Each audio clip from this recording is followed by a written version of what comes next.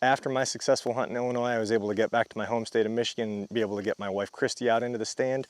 Christy absolutely loves hunting whitetails, so let's go check out her hunt.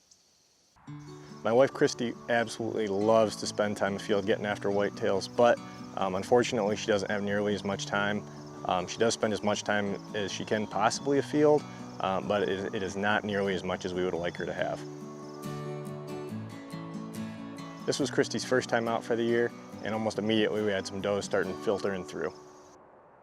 So we had a bunch of does come in right when we got up in the tree. So we've been out here for like an hour already, but it's October 16th. We're hoping a big buck shows up tonight. We've had a couple nice ones on camera over the last couple days, and it's gotten quite a bit colder, so hopefully we get lucky.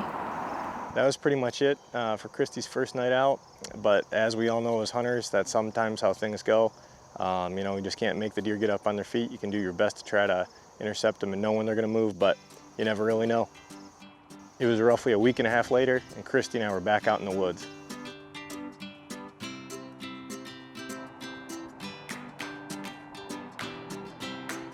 So last time we sat here, we saw a nice 8. No opportunity at him that night, so we're hoping he shows up again tonight and gives us a shot. Otherwise, hopefully another buck shows up. We weren't on stand long, and a young 8 showed up. Not quite a shooter, but it was an absolutely incredible way to start the hunt.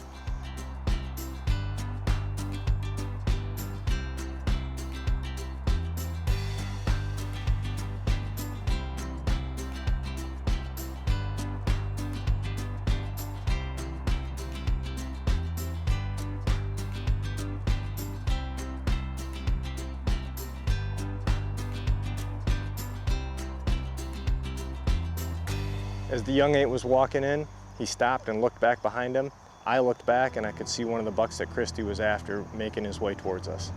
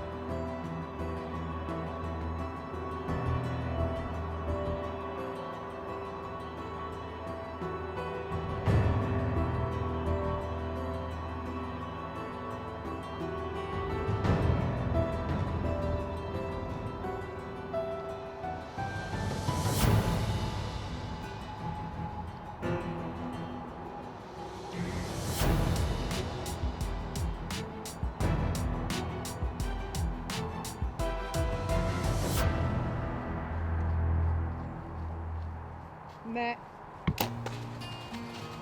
Christy put the perfect shot on that buck. He didn't even go 15 yards before he tipped over, and I was so incredibly proud of Christy.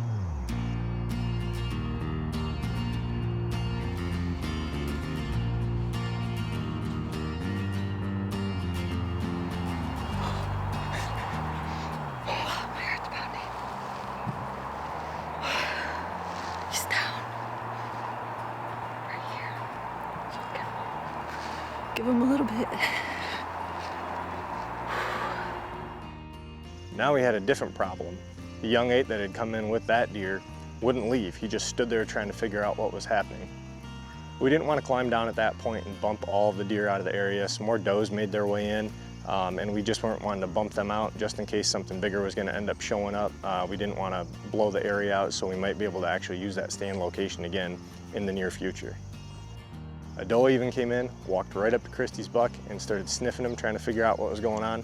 She wasn't spooked in the least bit, and she wouldn't leave. She wouldn't go away. Eventually, after quite some time, she ended up kind of filtering off and moving away. At dark, we were finally able to get down and go recover her buck. So here's a look at the nice Michigan buck I just harvested tonight.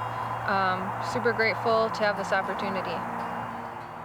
Congratulations to my wife, Christy. I'm so incredibly proud of the amount of time and effort that you put into chasing whitetails. I know that you love it, doing it. And then for all of our viewers out there, make sure you check out the Whitetail Institute full line of products. They have something for your whitetail herd that can truly benefit your herd year-round. I just want to take a moment and wish everybody the best of luck this fall. Shoot straight, and I hope you have the opportunity to smash an absolute monster buck.